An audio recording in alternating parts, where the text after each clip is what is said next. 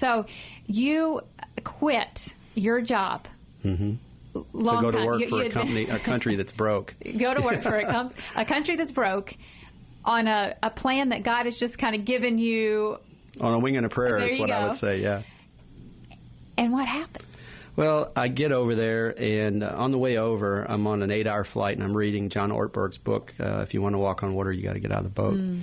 And I'm a highlighter, you know, so the book's probably all yellow highlighted, you know.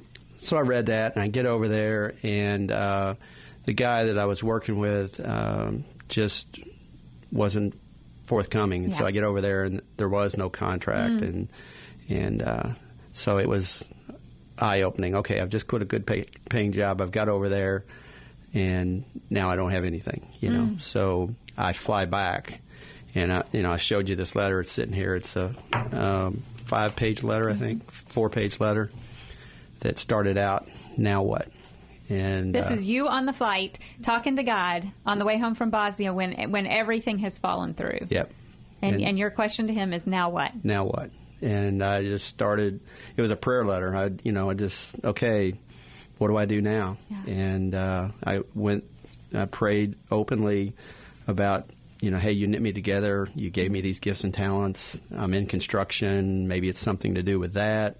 Do I start a business? I feel like Nehemiah, when he was going back to rebuild the church and the walls and all that, and I just poured my soul out, and I wrote these 4 pages, and I landed back in Louisville with no job.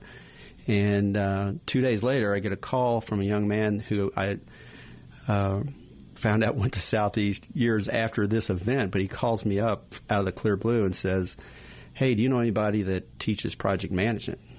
And I'm like, I do.